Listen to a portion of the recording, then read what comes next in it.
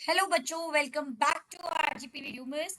आई hope आप सब बच्चों ने कंप्यूटर को पढ़ना स्टार्ट कर दिया होगा, और अभी तक नहीं भी पढ़ना स्टार्ट किया है तो बिल्कुल भी टेंशन मत लो। ये वाला जो लेक्चर है वो इस तरीके से बनाया गया है कि अगर एक भी यूनिट स्टार्ट नहीं की है तो कहाँ से क्या क्या कर लेना है, पूरा पूरा नहीं पढ़ना है। ऐसा क्या क्या कर ले जिससे इजीली पास हो जाएंगे, पास नहीं बल्कि अच्छे मार्क्स से पास हो जाएंगे। So without wasting time, let's start. So बेटा, इस लेक्चर में यूनिट 1, 2, 3, 4 और 5, इन चारों पांचों यूनिट में से जो सबसे ज्यादा इंपॉर्टेंट क्वेश्चन है वो है। और एक चीज समझो कि देखो, मैंने यूनिट 1, 2, 3, 4, 5 इनके जो भी वन शॉट वीडियोस डाले हैं चैनल पे, उनमें ऑलरेडी पास्ट ईयर के पेपर को डिस्कस करके क्या क्या इंपॉर्टेंट है, क्या क्या आ सकता है, कौन कौन सा क्वेश्चन इंपॉर्टेंट है ना, और पास्ट ईयर के पेपर के हिसाब से बहुत सारे क्वेश्चंस को ऐड कर दिया है, तो आप वो देख सकते हो। अगर अभी तक किसी ने वो सारे वन शॉट्स नहीं देखे हैं और किसी को लगता है कि अभी कम टाइम बचा है, 12-13 घंटे ही बचे हैं एग्जाम में, इतना टाइम नहीं है वन शॉट्स देखने का, तो कोई प्रॉब्लम नहीं है। आप क्या कर सकते हो, ये जो इंपॉर्टेंट क्वेश्चंस हैं इनको देख सकते हो, इन्हें उनकी नोट्स में से पढ़ सकते हो, या जहां जहां ये इंपॉर्टेंट क्वेश्चंस उन वन शॉट्स में डिस्कस्ड है बस उतना उतना पढ़ सकते हो। बेटा 100% पेपर में से इसमें क्वेश्चन आएंगे। सेकेंडली, अगर आप सबने दिसंबर का या पास्ट 5 इयर्स के, चलो एटलीस्ट अगर पेपर देखे होंगे, तो कंप्यूटर में एक पैटर्न होता है कि डिफरेंशिएशन और शॉर्ट नोट्स। जो 8वां नंबर का क्वेश्चन होता है वो तो आता ही आता है, सब में आता है, तो वो एज ए शॉर्ट नोट आता है। एक वो और एक डिफरेंशिएशन आता ही है कंप्यूटर के पेपर में। इसीलिए मैंने इस लेक्चर में कौन से ऐसे डिफरेंशिएशन है जो बिल्कुल मिस करने ही नहीं है, वो ऐड कर दिए, तो मैं आपको एक एक करके सारे बताते जाती हूँ। तो बेटा, यूनिट 1 जो है वो एग्जाम पॉइंट ऑफ व्यू से इंपॉर्टेंट यूनिट है।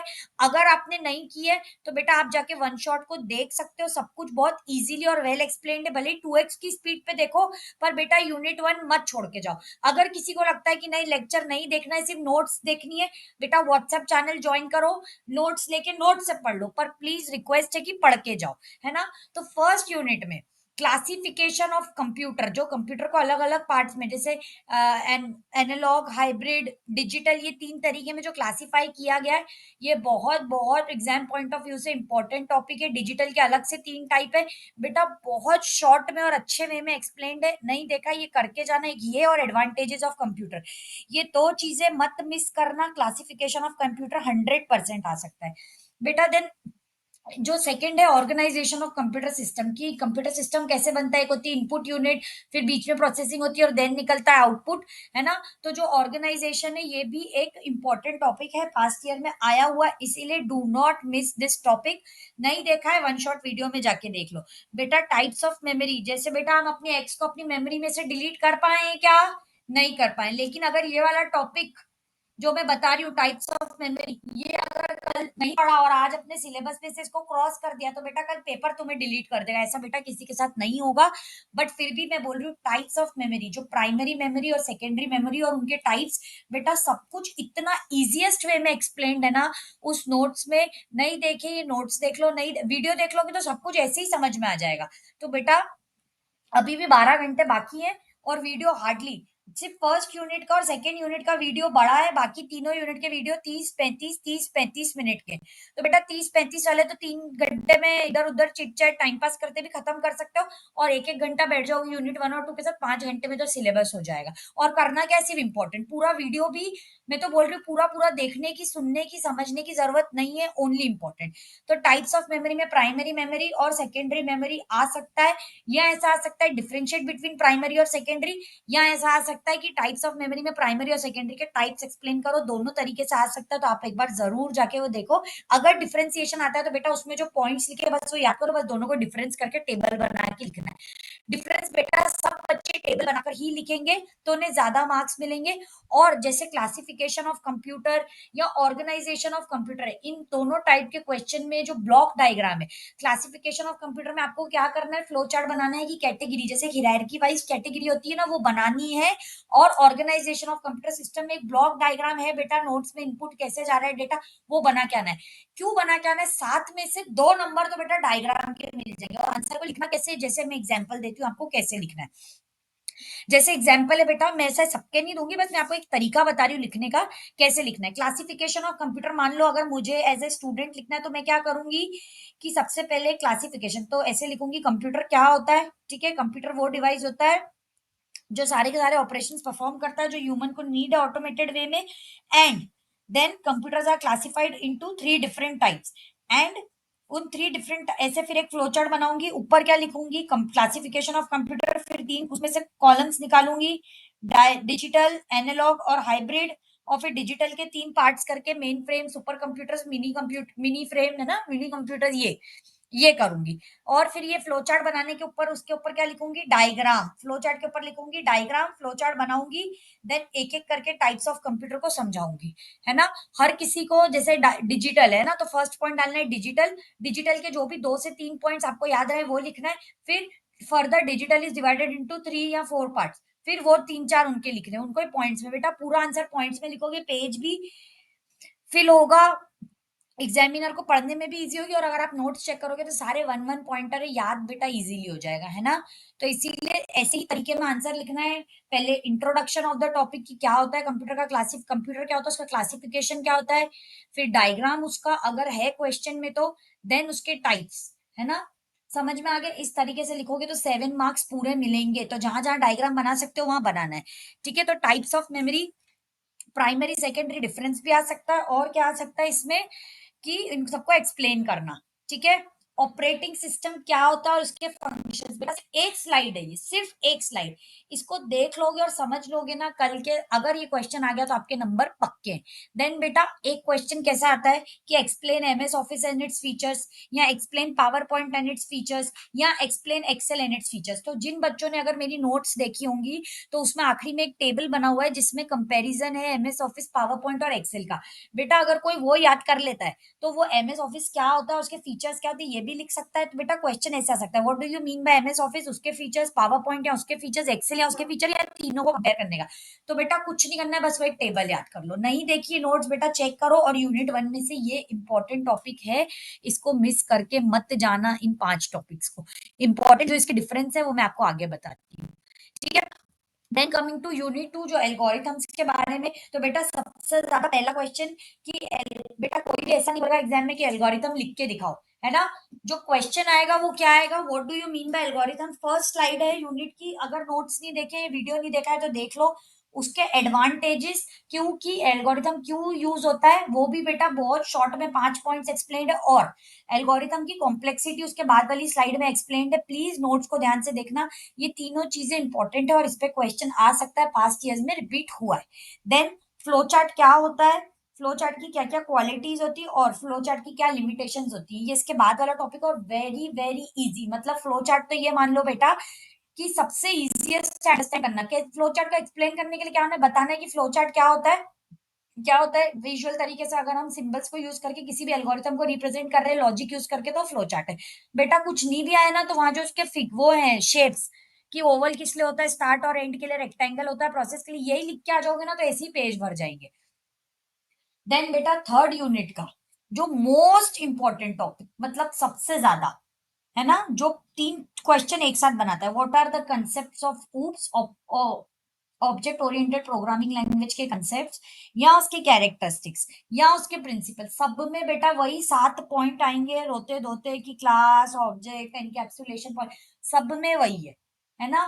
तो प्लीज बेटा एक बार इस थर्ड यूनिट में से भले एक बार का एल्गोरिथम और फ्लो चार्ट छोड़ देना, लेकिन कंसेप्ट ऑफ ऊप और ऊप्स के कैरेक्टरिस्टिक्स, ऊप्स की कैरेक्टरिस्टिक्स में बेटा पहले 6 पॉइंट वही है, बाकी के ऐड 3 है। अगर आप वीडियो ओ सॉरी आप पीडीएफ खोल के देखोगे तो, है ना। और मैं तो कहती हूँ पीडीएफ देखने से अच्छा फटाफट 2x पे वीडियो देख लोगे, तो उससे क्या होगा, हमें व्यूज नहीं मिलेंगे, हमें तो जितने व्यूज मिलने होंगे मिल जाएंगे वो तो, है ना। अगले साल के बच्चे देख लेंगे, लेकिन आपका भला हो जाएगा। क्या भला होगा आपका, आपका ये भला हो जाएगा बेटा कि आपको सब कुछ याद रहेगा, क्योंकि जब कोई बोलता है तो सुना हुआ ज्यादा याद रहता है इंस्टेड ऑफ खुद बैठ के पढ़ाई करने से।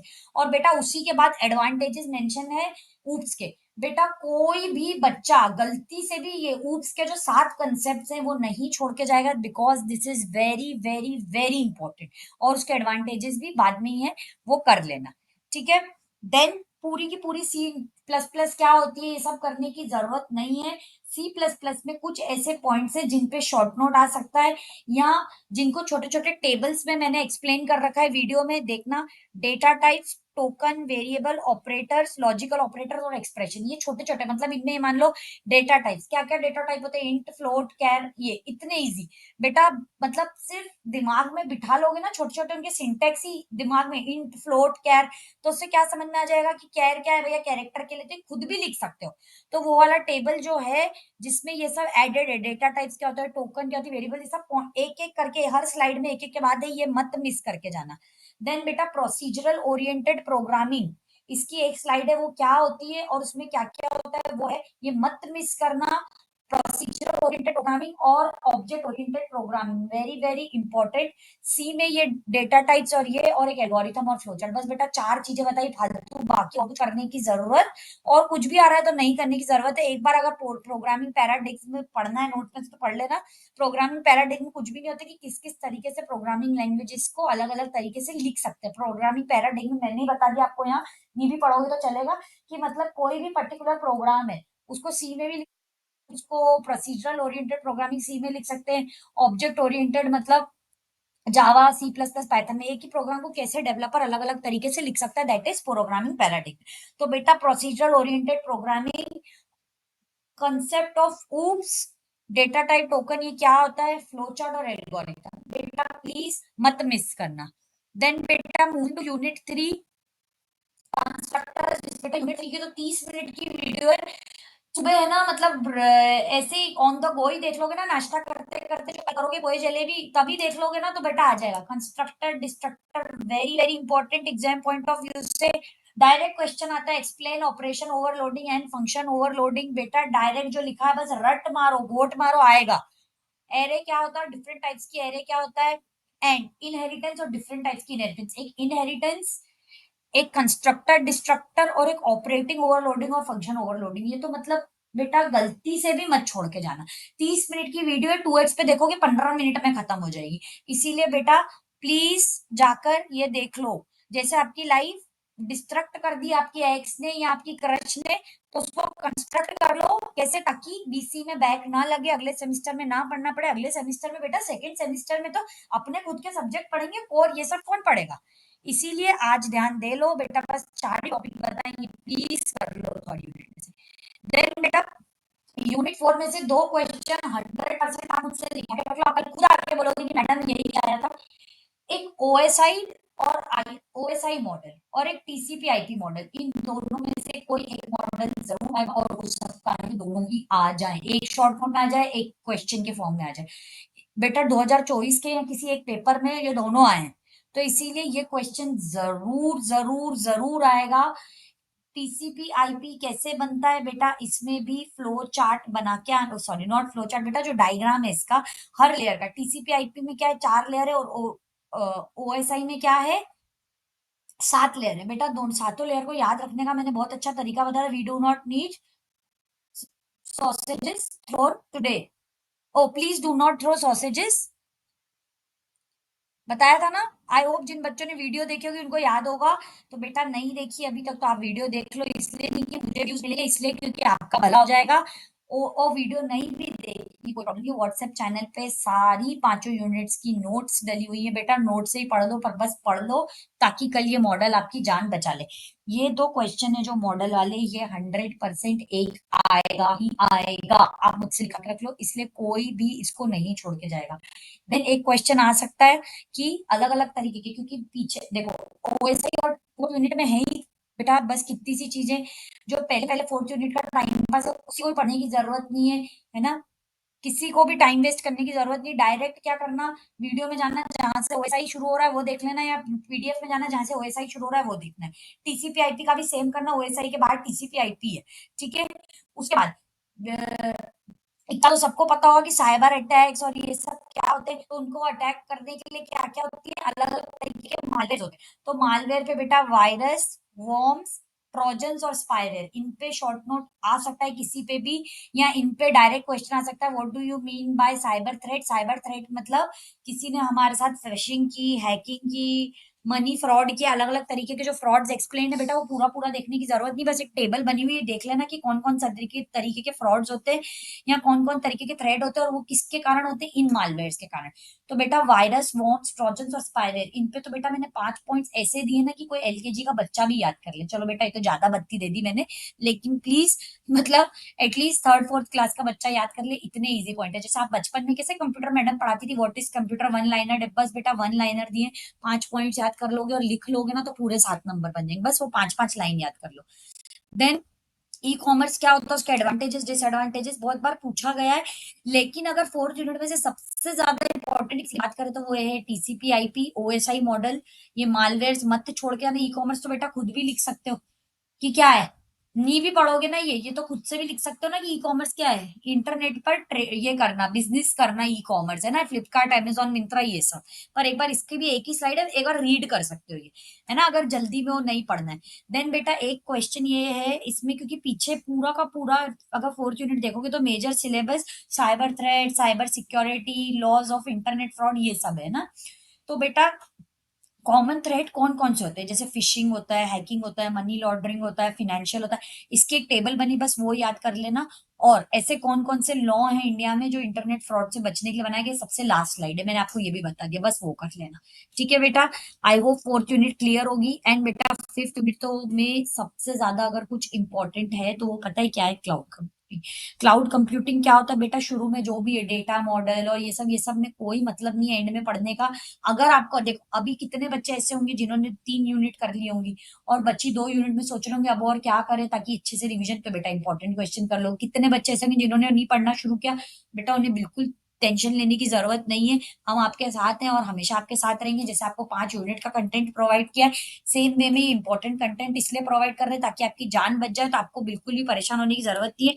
भले ये वीडियो देखने के बाद चाहिए तो 1 घंटा सेटिंग साथ कर लो, लेकिन 1 घंटे के बाद 5 घंटे लग के पढ़ाई कर लो, जो जो बताया उसको याद कर लो और सुबह एक बार रिवाइज कर लो और पेपर भगवान का नाम देके शुरू कर लो।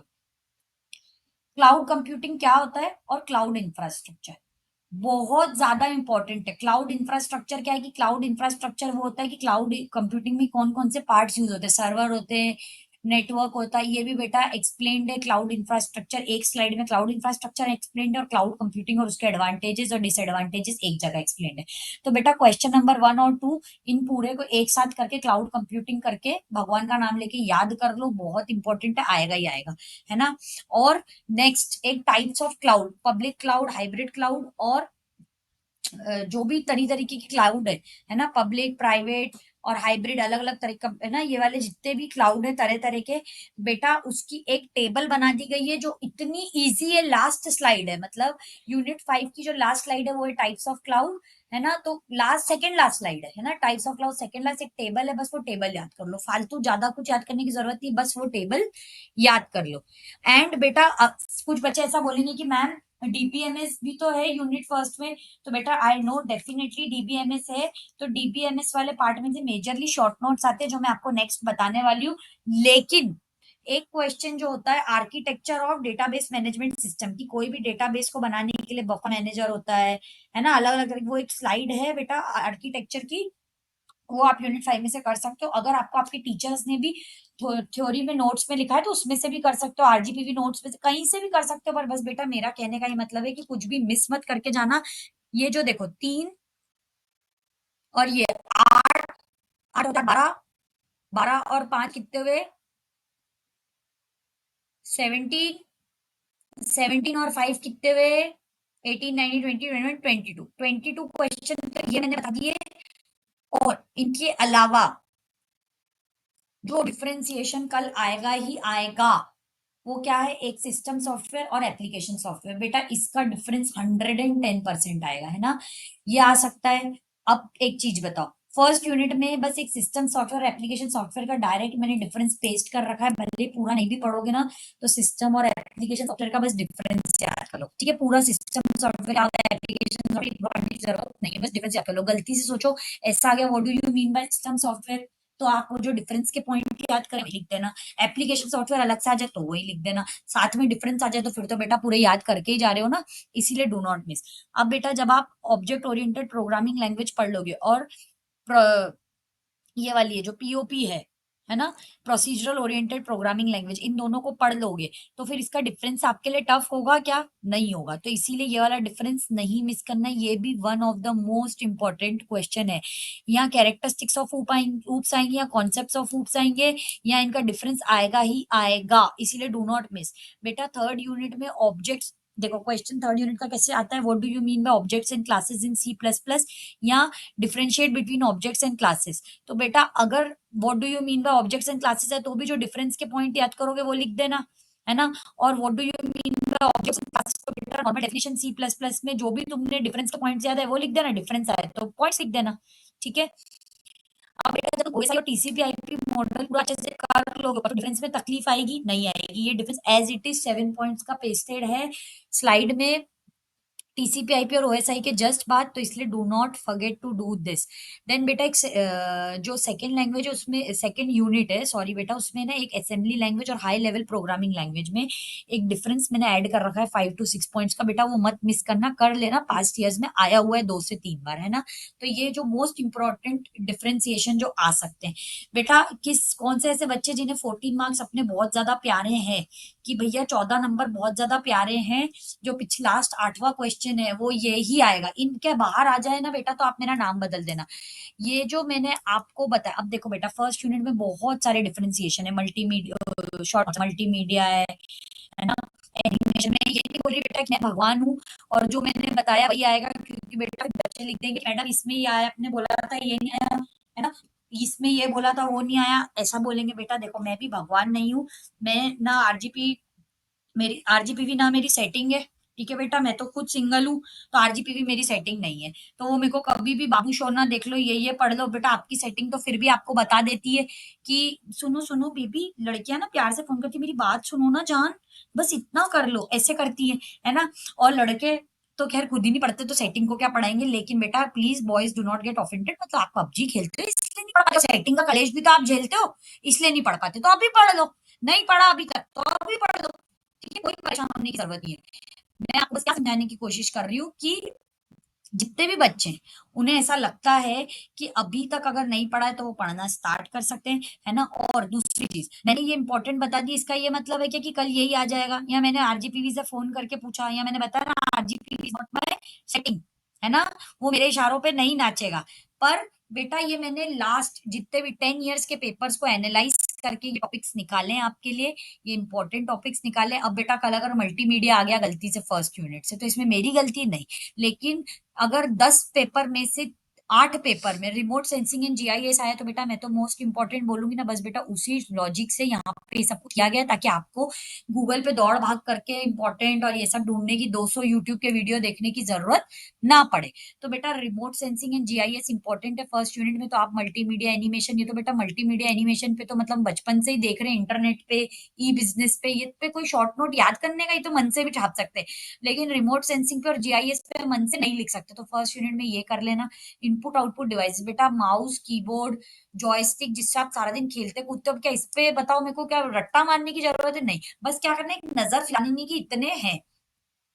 थर्ड यूनिट में से friend function in C plus plus, जैसे बेटा अभी अभी फ्रेंडशिप डे गया तो आपको बहुत सारे दोस्तों से धोखा मिला होगा और बहुत सारों से प्यार, है ना, तो बस वही जो सी प्लस प्लस का दोस्त है जिसने उसको फ्रेंडशिप बेल्ट बांधा वो थर्ड यूनिट में से कर लेना। बेटा एक चीज थर्ड यूनिट में है ही कितनी चीजें, पूरा का पूरा डेटा स्ट्रक्चर देखने की जरूरत नहीं है, इनहेरिटेंस और उसके टाइप्स बहुत अच्छे से कर लेना, ऑपरेशन और फंक्शन ओवरलोडिंग, कंस्ट्रक्टर डिकंस्ट्रक्टर्स और फ्रेंड फंक्शन, चार चीजें तो पढ़ ही सकते हो ना।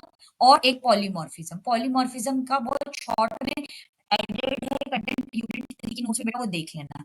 देन बेटा फोर्थ यूनिट में से जो डिनायल ऑफ सर्विस है, जो डीओएस, इस ये बेटा कम से कम 6 पेपर आए, लॉजिक बॉक्स तो एक ही में ही आया है डिनायल ऑफ सर्विस के साथ, लेकिन डीओएस कम से कम 6 पेपर में आए, इसीलिए बेटा इसको हल्के में मत लेना। डब्ल्यू क्या है बेटा, ये वर्ल्ड वाइड वेब, इसका जो शॉर्ट नोट है वो अवेलेबल है बेटा, प्लीज इसको मिस मत करना, इंपॉर्टेंट है ये, प्लीज नेटवर्किंग वाले चैप्टर में है फोर्थ यूनिट में, है ना। तो डब्ल्यू पे आप मेरे को खुद बताओ क्या मुश्किल है वर्ल्ड वाइड वेब पे शॉर्ट नोट लिखना, बचपन में 200 बार तो पढ़ चुके होगे अभी तक कंप्यूटर में, तो बेटा इसको बस एक बार रीड कर लोगे तो आ जाएगा। फिफ्थ यूनिट से DBA, डेटाबेस एडमिनिस्ट्रेटर, वो इंसान जो डेटा को मैनेज करता है। जैसे एक लाइब्रेरियन पूरी लाइब्रेरी को मैनेज करती है, तो वो लाइब्रेरियन है, वो एक डेटाबेस को मैनेज करती है ना? तो और जो वर्कर्स लाइब्रेरी में काम कर रहे हो, क्या कर रहे हैं, लाइब्रेरी को मैनेज करते हैं, वो लाइब्रेरी वर्कर्स है। सीडी होता है जो डेटाबेस को मैनेज करता है। बेटा प्लीज इस पे 5 पॉइंट से ये जरूर आएगा शॉर्ट। डेटा इंडिपेंडेंस और डेटा डिक्शनरी, बेटा डिटेल छोड़ देना, लेकिन डेटा इंडिपेंडेंस, डेटा डिक्शनरी थोड़ा 5th यूनिट में से DL एंड DML कमांड्स, है ना? बहुत इजी है, दो हैं, दोनों इतना इजीली एक्सप्लेन। बेटा बस 5th यूनिट का 35 मिनट का लेक्चर देख लोगे, ये सब हो जाएगा। ये जो देख लो, देखो बेटा 7 8 9 10, ये तो 30 मिनट में, 35 मिनट में सारे कवर हो जाएंगे। और service delivery models in cloud computing, IAS, SAS, PAS, सास पास, बस बेटा कल पास। समझ में आ गया बेटा? इसी के साथ ये वाला लेक्चर खत्म होता है। जो जो बताया है वो मत भूलना, स्पेशली ये डिफरेंशिएशन और ये शॉर्ट नोट्स, ये आएंगे ही आएंगे। एक बार ऊपर से दो क्वेश्चन कोई छोड़ के चले जाना, लेकिन ये जो मोस्ट इंपॉर्टेंट डिफरेंशिएशन और मोस्ट इंपॉर्टेंट शॉर्ट नोट को मत छोड़ना। डिफरेंशिएशन कंप्यूटर के पेपर में आते ही आते हैं। तो बेटा अगर किसी का डिफरेंस याद कर लोगे, तो उसका अगर कुछ लिखने के लिए भी आएगा तो लिख पाओगे वो डिफरेंस के पॉइंट से। इसीलिए डिफरेंशिएशन मत भूलना, इजी और शॉर्ट वे में करना है। Do note check notes, do check videos. Video ज्यादा देखने का टाइम नहीं है, तो बेटा जिस जिस यूनिट के शॉर्ट वीडियोस, जैसे 3 4 5 शॉर्ट वीडियोस है, ये देख के निपटा लो, और यूनिट 1 और 2 नोट्स में से कर लो। ठीक है बेटा? भले ही क्या समझाया, ये वाली स्लाइड और ये वाली स्लाइड, इन दोनों को नहीं छोड़ के जाना किसी को भी। कल मुझे खुद बोलोगे कि मैडम ये आया था, इसीलिए डू नॉट मिस दिस। और ऊपर से भी बेटा जो जो यूनिट इंपॉर्टेंट, यूनिट 4 इंपॉर्टेंट है, 2 से 3 क्वेश्चन आएंगे। यूनिट 5 में क्लाउड कंप्यूटिंग बहुत इंपॉर्टेंट है, आएगा ही आएगा। देखो ये और ये तो बेटा किसी को भी छोड़ना है, ठीक है? लेकिन यूनिट में जैसे क्लाउड कंप्यूटिंग बहुत इंपॉर्टेंट है, उसके एडवांटेजेस डिसएडवांटेज, इंफ्रास्ट्रक्चर, इसमें TCP/IP और OSI मॉडल दोनों बहुत ज्यादा इंपॉर्टेंट है। इसमें बेटा कंस्ट्रक्टर, डिकंस्ट्रक्टर, ऑपरेटर और ये इनहेरिटेंस, ये इंपॉर्टेंट है। इसमें बेटा कोई भी बच्चा ऊप्स को तो छोड़ के जाएगा ही नहीं, और ऊप्स और POP के बीच में डिफरेंस को नहीं छोड़ के जाएगा। इधर बेटा क्लासिफिकेशन, ऑर्गेनाइजेशन और मेमोरी और ऑपरेटिंग सिस्टम, ये 4 टॉपिक्स नहीं छोड़ के जाएगा। बेटा 22 बताया है, 22 से कंस्ट्रक्ट करके 15 कर दी, और आखिरी के 4 क्वेश्चन वो तो ऑलमोस्ट इनकी कॉपी ही है नीचे, बस इनको देखना है। प्लीज बेटा डू नॉट मिस, सब पढ़ लो। अभी भी नहीं पढ़ा है, कुछ नहीं स्टार्ट किया है, तो एटलीस्ट यूनिट्स के इंपॉर्टेंट टॉपिक्स और मोस्ट इंपॉर्टेंट डिफरेंशिएशन बेटा पूरे यूट्यूब पे कहीं नहीं मिलेगा। मोस्ट इंपॉर्टेंट डिफरेंशिएशन और मोस्ट इंपॉर्टेंट, अगर इनमें से शॉर्ट नोट ना आया तो मेरा नाम बदल देना, आएगा ही आएगा, तो पक्का आएंगे। बेटा सेटिंग नहीं है RGPV, वो मुझे उसने नहीं फोन करके बताया कि बाबू यही आएगा, बता दो। नहीं बेटा, लेकिन पास्ट ईयर में बैठ के मेहनत करके आपके लिए एनालिसिस करके निकाला है, और गलती से इससे थोड़ा सा अलग आ जाए तो बेटा मेरे को आके गालियां मत देना। मैं अभी से आपको बेटा, वही होता है ना कि मैं वार्न कर रही हूँ। ये किसके, देखो अभी कुछ कुछ बेटा टॉपर बच्चों ने तो अभी तक 5 यूनिट कर ली होंगी, उन्हें घोट के पी भी गए होंगे और 10 बार रिवीजन कर लिया होगा। तो बेटा वो तो ये वीडियो देखो ही मत, क्योंकि उन्होंने तो सब कर लिया।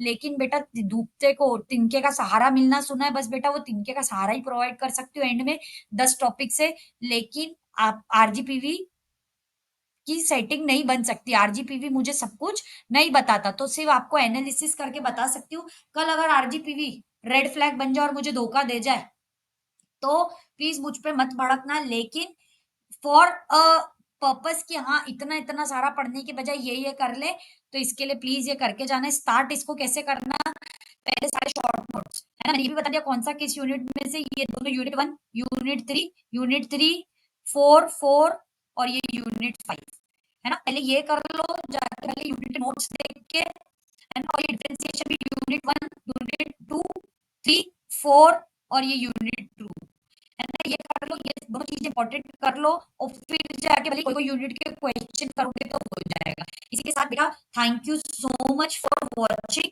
एंड मिलते हैं अगले लेक्चर में विद अ न्यू सरप्राइज।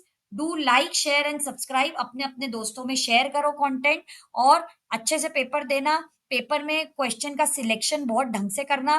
पहले 4 क्वेश्चन कौन से होने चाहिए लिखने वाले, मतलब टोटल 10 क्वेश्चन में से पहले 4 आपके पसंदीदा औरत नहीं, पसंदीदा क्वेश्चन होने चाहिए।